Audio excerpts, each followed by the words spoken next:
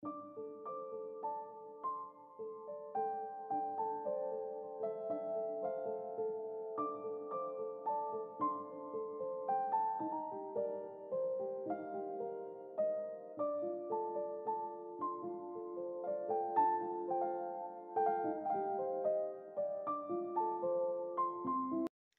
అండి. నమస్తే అందరికీ. నేను మీ తెలుగమ్మాయి లక్ష్మి. ఇది ఫ్రైడే రోజు వ్లాగ్ అండి. అంటే నిన్నటి వ్లాగ్. ఈరోజు రిపబ్లిక్ డే కదా, పిల్లలకి మా హస్బెండ్కి కూడా హాలిడే. వాళ్ళు ఇంకా నిద్ర లేవలేదు. నేను ఇక్కడ డీటాక్స్ వాటర్ తయారు చేసుకుంటున్నాను. ఇది జీరా వాటర్ అండి. ఒక పెద్ద గ్లాస్తో ఒక గ్లాస్ వాటర్ తీసుకుని అందులో 1 టేబుల్ స్పూన్ జీలకర్ర వేసి మరిగించుకున్న తర్వాత ఆ వాటర్ గోరువెచ్చగా అయిన తర్వాత తీసుకోవాలి. ఈ జీరా వాటర్ని ఎర్లీ మార్నింగ్ ఎంప్టీ స్టమక్తో తీసుకోవటం వల్ల చాలా రకాల హెల్త్ బెనిఫిట్స్ ఉన్నాయండి. ఇందులో యాంటీ ఆక్సిడెంట్స్ ఎక్కువగా ఉంటాయి. సో డైజెషన్ ప్రాబ్లంతో బాధపడేవారు, వెయిట్ లాస్ అవ్వాలి అనుకునేవారు రెగ్యులర్గా జీరా వాటర్ని తీసుకుంటూ ఉండండి.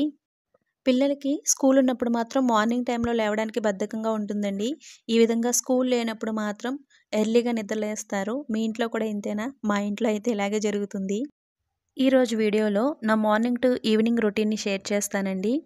అలాగే మీలో చాలామంది చాలా క్వశ్చన్స్ అడుగుతున్నారు. మీరు ఉత్తరప్రదేశ్లో ఎందుకు ఉంటున్నారు?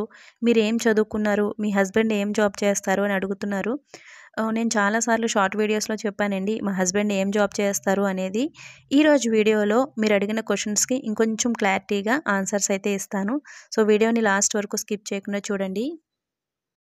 ఈరోజు బ్రేక్ఫాస్ట్లోకి ఊతప్పం చేశాను. దాంట్లోకి శనగపిండి చట్నీ చేశాను. ఇడ్లీ పిండి ఉంటే మనం చాలా రకాల బ్రేక్ఫాస్ట్లు చేసుకోవచ్చు కదండి. ఒకరోజు ఇడ్లీ, ఒకరోజు ఈ విధంగా ఊతప్పం, లేదంటే రొట్టెలాగా వేసుకోవచ్చు. ఒకరోజు గుంత పొంగనాలు వేసుకోవచ్చు. పునుకుల్లాగా కూడా వేసుకోవచ్చు ఇడ్లీ పిండి ఉంటే. సో రోజుకొక బ్రేక్ఫాస్ట్ ఇట్లా చేస్తూ ఉంటాను. బ్రేక్ఫాస్ట్తో పాటుగా మేము రాగి జావను కూడా తీసుకుంటామండి. ఒక్కొక్కసారి ప్లెయిన్గా రాగి జావ మాత్రమే ప్రిపేర్ చేస్తాను. ఒక్కోసారి ఓట్స్ని కూడా మిక్స్ చేస్తాను. ఫస్ట్ పాలల్లో ఓట్స్ వేసి అవి మరుగుతున్నప్పుడు రాగి పిండిని వాటర్లో మిక్స్ చేసి ఇందులో వేస్తాను. మామూలుగా ప్లెయిన్ రాగి జావ కంటే కూడా ఈ జావ తాగడానికి చాలా కమ్మగా బాగుంటుంది. ఇలా ఓట్స్ వేసి చేస్తే మా పిల్లలకి చాలా ఇష్టం. ఇది నేను ఆల్రెడీ ఒక షార్ట్ వీడియోలో కూడా అప్లోడ్ చేశాను. సో రాగి ఓట్స్ జావ ఏ విధంగా ప్రిపేర్ చేసుకోవాలి అనేది. ఇందులో నేను ఒక 2 టేబుల్ స్పూన్ల బెల్లం పొడిని మిక్స్ చేస్తున్నానండి. మామూలుగా అయితే ఇది కొంచెం చల్లారిన తర్వాత పిల్లలకి ఇచ్చేటప్పుడు తేనె మిక్స్ చేస్తాను. సో లేదంటే ఈ విధంగా బెల్లం పొడిని మిక్స్ చేసుకుంటాను తీపి కోసం. ఇందులో ఓట్స్ మరీ ఎక్కువగా వేయకూడదండి. 1 లేదా 2 టేబుల్ స్పూన్లు మాత్రమే వేసుకోవాలి. ఓట్స్ ఎక్కువగా వేస్తే ఇది బాగా థిక్గా అయిపోతుంది. సాహితీ, సాత్విక్ ఇద్దరు నెలలు పిల్లలుగా ఉన్నప్పుడే రాగి జావను అలవాటు చేశానండి. చిన్నప్పటి నుంచి రాగి జావ తాగుతారు. వీళ్ళు చిన్నగా ఉన్నప్పుడు ఇందులో డ్రై ఫ్రూట్స్ పౌడర్ యాడ్ చేసేదాన్ని. తీపి కోసం ఖర్జూరం పౌడర్ని యాడ్ చేసేదాన్ని. చాలామంది పిల్లలకి రాగి జావ పట్టించడానికి భయపడతారండి. రాగులు వేడి చేస్తాయి, పిల్లలు చిక్కుపోతారు అని అనుకుంటారు. రాగుల్లో కాల్షియం చాలా ఎక్కువగా ఉంటుందండి. పిల్లలకి చిన్నప్పటి నుంచి రాగి జావను అలవాటు చేయటం వల్ల వాళ్ళ బోన్స్ చాలా స్ట్రాంగ్గా తయారవుతాయి. పిల్లలు కూడా హెల్తీగా గ్రో అవుతారు. ఆఫ్టర్నూన్ లంచ్లోకి చాలా సింపుల్గా సాంబార్ రైస్ ప్రిపేర్ చేశానండి. ఈరోజు ఎక్కువ పని అయితే పెట్టుకోలేదు. ఎందుకంటే పిల్లల్ని బయటికి తీసుకెళ్ళి చాలా రోజులైందండి. సో ఈ చలికి భయపడి పిల్లల్ని అసలు బయటికి తీసుకువెళ్ళట్లేదు. ఇక ఈరోజు హాలిడే కదా, వాళ్ళ డాడీ నేను వర్క్ చేసే డ్యామ్ దగ్గరికి తీసుకువెళ్తాను, రెడీ అవ్వండి అన్నారు. సో లంచ్ తొందరగా చేసేసి బయటికి బయలుదేరాము. మీలో చాలామంది అడుగుతున్నారు కదండి మీరు ఉత్తరప్రదేశ్లో ఎందుకు ఉంటున్నారు అని. నేను చాలాసార్లు చెప్పానండి. అయినా షార్ట్స్లో రిపీటెడ్గా ఈ క్వశ్చనే అడుగుతున్నారు. ప్రస్తుతానికి ఉత్తరప్రదేశ్లో మా హస్బెండ్ ఒక ప్రాజెక్ట్ చేస్తున్నారండి. ఆయన సివిల్ ఇంజనీర్. ఇక్కడ ప్రాజెక్ట్ కంప్లీట్ అవ్వగానే మాకు వేరే చోటకి ట్రాన్స్ఫర్ ఉంటుంది. ఉత్తరప్రదేశ్లో మీరు ఎక్కడ ఉంటారు అని కూడా అడుగుతున్నారండి. ఉత్తరప్రదేశ్లో మేము ఝాన్సీకి దగ్గరలో ఉంటాము. ఝాన్సీకి ఒక 10-12 కిలోమీటర్ల దూరంలో ఉంటాము. మేముండే ప్లేస్లో ఉన్న అతిపెద్ద నదండి ఇది. దీని పేరు బేత్వా రివర్ అంటారు. నాకు మ్యారేజ్ అయిన కొత్తలో మైసూర్లో ఉండేవాళ్ళమండి. కర్ణాటకలో 5-6 ఇయర్స్ ఉన్నాము. తర్వాత కర్ణాటక నుంచి గోవా ట్రాన్స్ఫర్ అయింది. గోవాలో ఒక 2 ఇయర్స్ అలా ఉన్నాము. గోవా నుంచి వైజాగ్ ట్రాన్స్ఫర్ అయిందండి. వైజాగ్ నుంచి ఉత్తరప్రదేశ్ వచ్చామన్నమాట. ఈ ఉత్తరప్రదేశ్ వచ్చి 3 ఇయర్స్ అవుతుందండి. ఇక్కడ ప్రాజెక్ట్ కంప్లీట్ అవ్వగానే వేరే చోటకి మాకు ట్రాన్స్ఫర్ ఉంటుంది. మీరు చూస్తున్నారు కదండి, అదంతా కూడా గోధుమల పంట. ఇక్కడ ఎక్కువగా గోధుమలు, ఆవాలు పండిస్తారు. ఆవ పంట కూడా చూపిస్తాను. వీడియోని లాస్ట్ వరకు స్కిప్ చేయకుండా చూడండి. మీరేం చదువుకున్నారు, మీ క్వాలిఫికేషన్ ఏంటి అని కూడా అడుగుతున్నారు కదండి. నేను డిగ్రీ చదివానండి. బీఎస్సీ బయోటెక్నాలజీ చేశాను నర్సాపురం వైఎన్ కాలేజ్లో. ఉత్తరప్రదేశ్లో ప్రజెంట్ మేముండే ఏరియాలో డ్రింకింగ్ వాటర్కి ఇబ్బంది అండి. అంటే అందరూ బోర్ వాటర్నే ఉపయోగిస్తారు. మేము కూడా ఈ 3 ఇయర్స్ నుంచి బోర్ వాటరే తాగుతున్నామండి. తాగడానికి, వంట చేయడానికి అన్నిటికీ కూడా బోర్ వాటరేనండి. డ్రింకింగ్ వాటర్కి కొంచెం ఇబ్బంది ఇక్కడ. మీరు చూస్తున్నారు కదా, ఇక్కడి నుంచి ఈ చుట్టుపక్కల 59 విలేజెస్కి డ్రింకింగ్ వాటర్ ఇవ్వాలండి. మా హస్బెండ్ ఇక్కడ చేసే ప్రాజెక్ట్ అదే.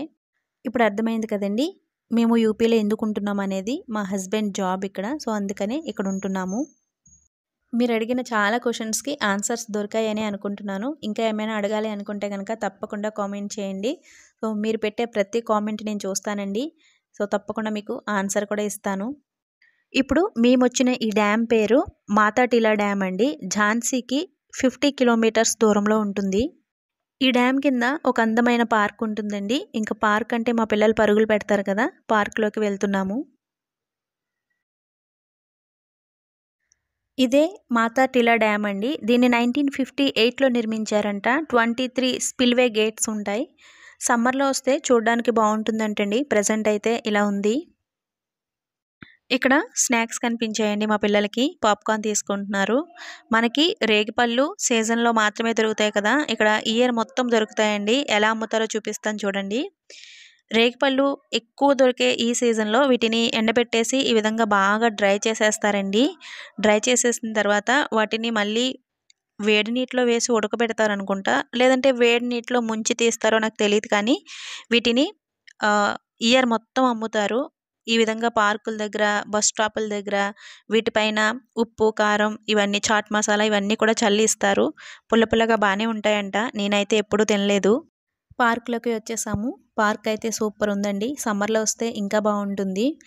ఇక్కడ వాటర్ ఫౌంటైన్స్, లైటింగ్స్ ఇవన్నీ ఉన్నాయి. మేబీ సమ్మర్లో ఆ టైంలో వీటినన్నింటినీ కూడా ఆన్ చేస్తారనుకుంటా. ఈ డ్యామ్ కింద చాలా ఫేమస్ టెంపుల్ కూడా ఉందంటండి, అమ్మవారి టెంపుల్. మా డ్రైవర్ అక్కడికి కూడా వెళ్దామన్నారు. మేము ప్రస్తుతానికి టెంపుల్స్కి అవి వెళ్ళట్లేదు కదా, సో అందుకని వెళ్ళలేదు. కామెంట్స్లో ఒకరు అడిగారండి, మీరు ఉత్తరప్రదేశ్లో ఝాన్సీలో ఉంటున్నాం అంటున్నారు కదా, ఝాన్సీ మధ్యప్రదేశ్ కదా, ఉత్తరప్రదేశ్ అంటున్నారేంటి అని కామెంట్ పెట్టారు. ఝాన్సీ అయితే ఉత్తరప్రదేశేనండి, మధ్యప్రదేశ్ కాదు. కానీ మేముండే ఏరియా మాత్రం ఉత్తరప్రదేశ్కి మధ్యప్రదేశ్కి బోర్డర్ అండి.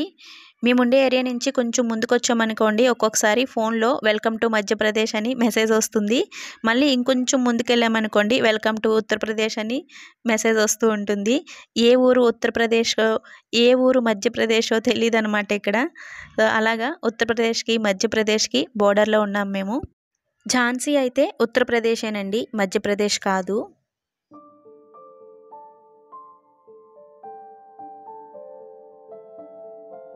పార్క్ అయితే చాలా బాగుంది. సమ్మర్లో కూడా ఒకసారి రావాలి. పువ్వులు చూసారా ఎంత బాగున్నాయో. ఈ వింటర్లో ఉత్తరప్రదేశ్లో ఏ పార్క్ వెళ్ళినా ఈ పువ్వులు కనిపిస్తాయండి. నాకు తెలిసి ఇవి వింటర్లోనే బాగా పోస్తాయి అనుకుంటా. పువ్వులు ఇంత అందంగా ఉంటే వీడియోస్, ఫొటోస్ తీసుకోకుండా ఎలా ఉంటాం చెప్పండి. బోల్డన్ని ఫొటోస్ కూడా తీసుకున్నాము.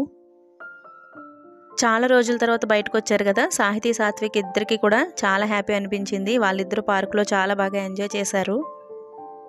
మార్నింగ్ టైంలో ఎండ బాగానే వస్తుంది, కానీ ఈవినింగ్ అయ్యేసరికి చలి కూడా చాలా ఎక్కువగా ఉంటుందండి.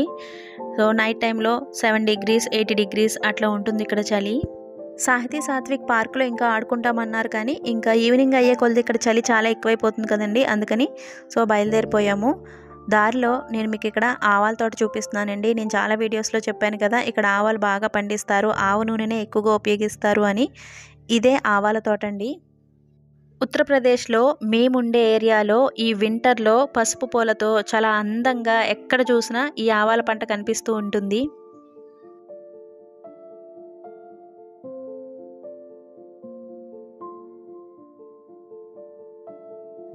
ఆవాల పువ్వులు చూసారా ఎంత అందంగా ఉన్నాయో. ఫస్ట్లో నేను సో ఈ పువ్వులు పైన ఉన్నాయి కదా, వీటిలోంచే ఆవాలు వస్తాయేమో అని అనుకునేదాన్ని, కానీ కాదు.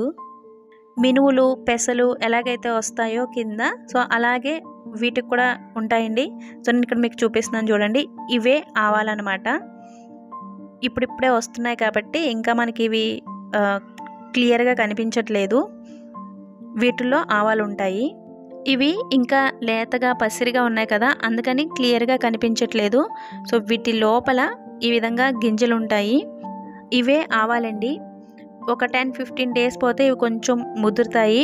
మనకి పెసలు మినువులు ఏ విధంగా అయితే ఎండిపోయిన తర్వాత పంట తీస్తారో ఇవి కూడా అలా ఎండిపోతాయి. సో అప్పుడు తీస్తారనమాట. చూసారు కదా, ఒక పక్కన గోధుమలు, ఒక పక్కన ఆవాలు ఇలా పండిస్తారు ఇక్కడ. వీటితో పాటుగా వేరుశనగ కూడా ఎక్కువగా పండిస్తారు. అవన్నీ చూసి బయలుదేరి ఇంటికి వచ్చేసరికి 5:30 అయిపోయింది. సో దారిలో మేము స్నాక్స్ కూడా తీసుకున్నాము. ఇంటికి వచ్చి వేడివేడిగా ఒక టీ తాగి స్నాక్స్ తిన్నాము. ఫ్రైడే మార్నింగ్ నుంచి ఈవినింగ్ వరకు మా డేని మేము ఇలా స్పెండ్ చేసామండి. వీడియోని ఇంతటితో ఎండ్ చేస్తున్నాను. వీడియో నచ్చితే తప్పకుండా ఒక లైక్ ఇచ్చి వెళ్ళడం అస్సలు మర్చిపోవద్దు ఫ్రెండ్స్. ఫస్ట్ టైం నా ఛానల్ చూస్తున్నవారు ఇటువంటి మరిన్ని వీడియోస్ కోసం, రెసిపీస్ కోసం ఛానల్ని సబ్స్క్రైబ్ చేసుకోవడం అస్సలు మర్చిపోవద్దండి. మరొక మంచి వీడియోతో మళ్ళీ మీ ముందుకు వస్తాను. Thanks for watching. బాయ్.